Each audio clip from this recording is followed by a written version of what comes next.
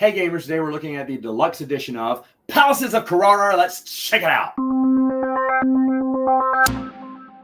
Now I'm showing you here the advanced version of the game, but setup is all the same. You're putting the 11 bricks out of this bag here onto the board like so. You're adding this other little turnstile here, this other little rondelle here that you can turn in the game. I'll explain what that is. You're still shuffling up the buildings, putting them out here.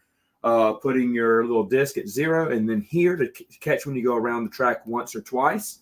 You're going to have all your little columns in these little areas here. Again, this is the advanced version of the game. Everyone's going to have their player board. They're going to start with 20 coins. This is the deluxe edition here.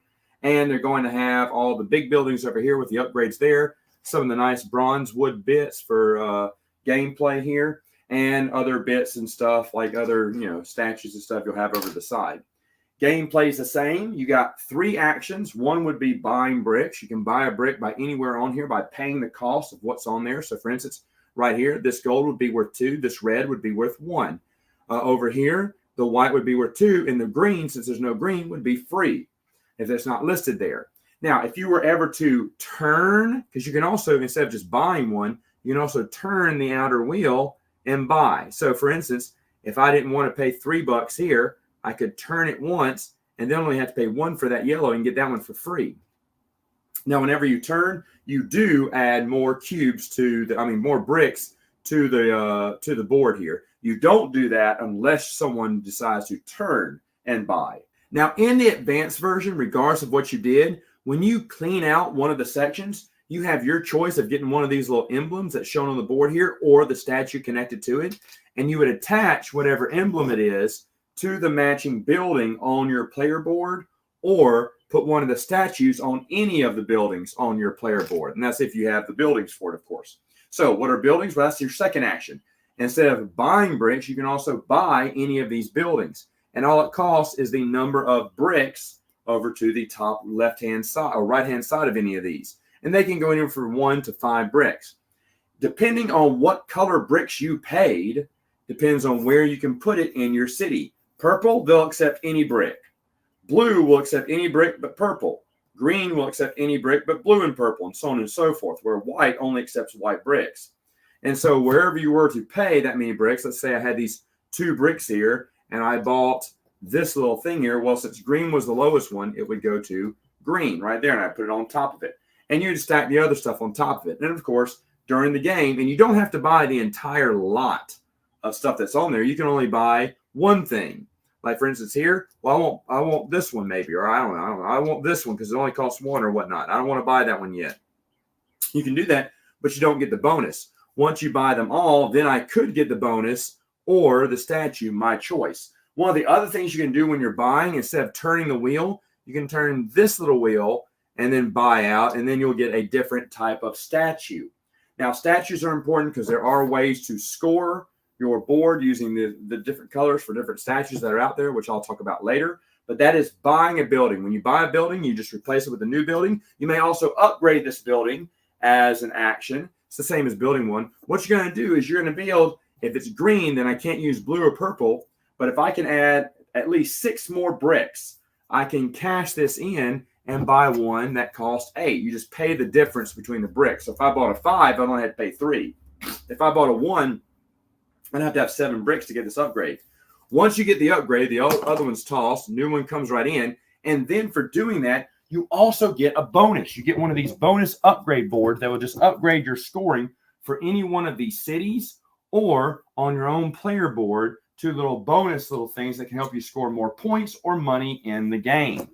Now, speaking of scoring, that is the third and final action you can do. And how it works in this version is you're going to take one of your columns here and you're going to receive the bonus on the board. That could be 3 victory points, 5 coins, one of these, any type of wooden icon you'd want to place on your board. So this one has the book. I place the book right there. And these are in-game points here. Or one of these golden statues, which can count for any color, and you can put them anywhere that doesn't already have a statue on it. Okay, but once you remove that one, you'll get the bonus and then score. Where can you score? Well, in the game, only one person can score each city. And you have to have at least that many buildings in your player board to score it. So once you score it, no other player may score, let's say, red, if I scored it there. Now, other players also have a choice. At this point, when you score, they have to score something too.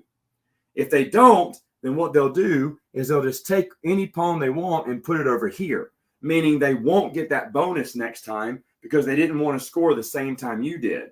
But most likely they'll want to score something to get some bonus. If not, like I said, they can save it here, but if they save it here and wait too long, it could be the end of the game. Now, on top of this main board, you can also play anywhere on your player board and score. So you can score all buildings of a certain type, whatever the emblems are. So if I have a bunch of cups, I can go right here where all the cups are. Where is it? Right here. There it is, where all the cups are, and score every building that has cups. How would I do that?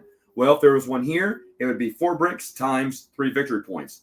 If it was here and it had a cup, it'd be 4 bricks times 3, that'd be 12 coin, and so on and so forth. Anything with cups in any one of these cities you would score, or buildings, badges, flags, whatever, crowns, books, whatever. You can score one of these, or you can score your statues.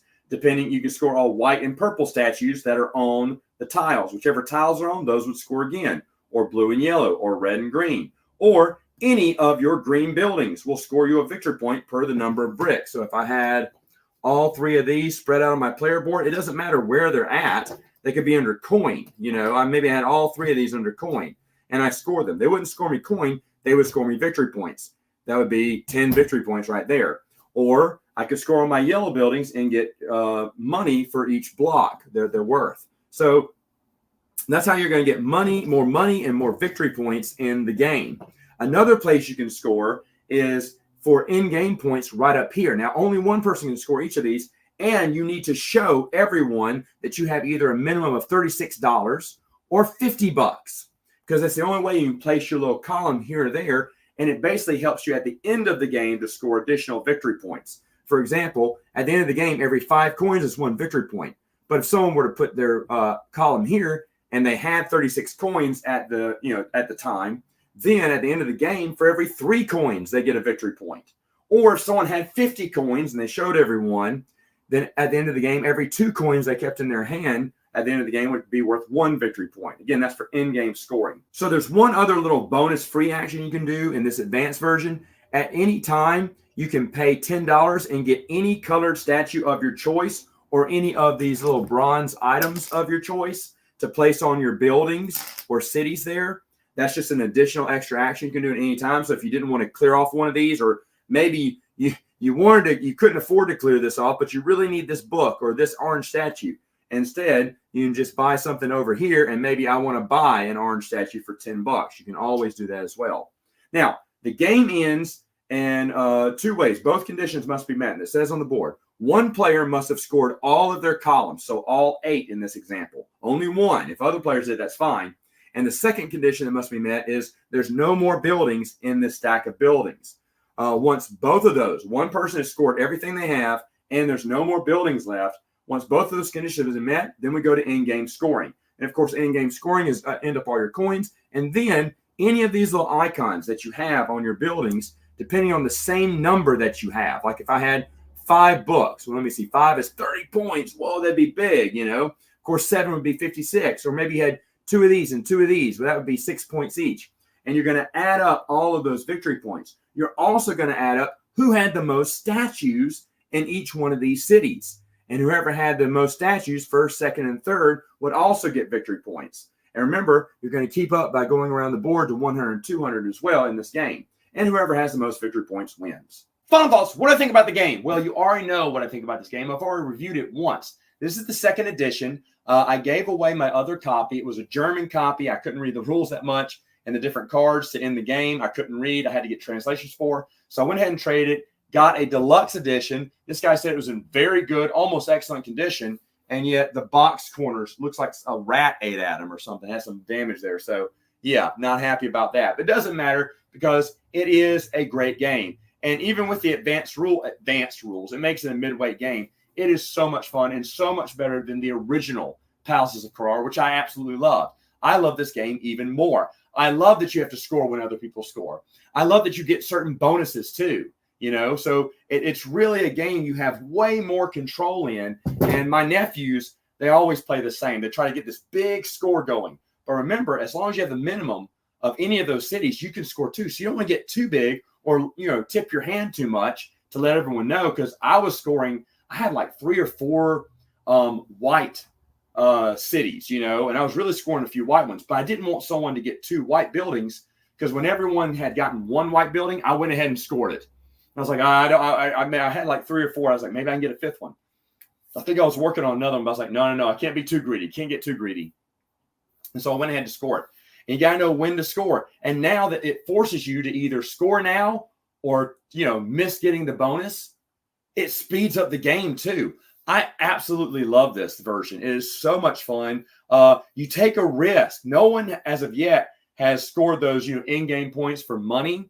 Some people regretted it and wish they would have last minute. But at that point, you don't have that much money because you're, of course, spending money to get bricks. And it's hard to generate that much money. In fact, and to think about, oh, man, if I scored that. But if you had a bunch of money at the end, that would be a really awesome way to get most of those points in. Don't take too much faith in getting those. I mean, my little nephews, when they heard about all the little these little icons here you can put on your buildings, they're like, ooh, you put a total of 7, that's 56 points. So guess what? They all stayed to 1 icon trying to get to 7, trying to get 7 of them. And that strategy does not work. That does not work. I had like 3 or 4 that I was collecting, and I had about 3 each of them. So I got netted me 36 points right there. And that was more than what they can net, because it's just hard. It's really hard to get 7 at the same time. And then, of course, getting the most buildings in an area. I really, really love that as well, because you're kind of making sure that you're balanced or have more than someone else. You don't want to – it stops someone from trying to build up one area, like my nephew's trying to build up red. Really has to score 1 big red. But once you score that, man, hopefully you have more points that you're calculating that you can score to keep getting ahead, because you're not going to score all 8 times, most likely. And you got to really manage it. Once the tiles started getting like yay deep, and there was not that many people buying buildings at the time, but I thought, you know what? This game could end in 1 or 2 rounds, and I haven't scored but, twice. So every turn I just started scoring something. Even if it got me 10 points or something, it was like, why does he waste his turn? We still got buildings. And then, of course, 2 people got buildings 1 turn, so now there's less tiles. And then when they got to be no tiles, everyone took a turn scoring, and then I took a building because I wanted to end the game. They thought, oh, Matt's going to score some more, whatever. No, I'm taking the building. So I think I scored my last one already, but it was done after that.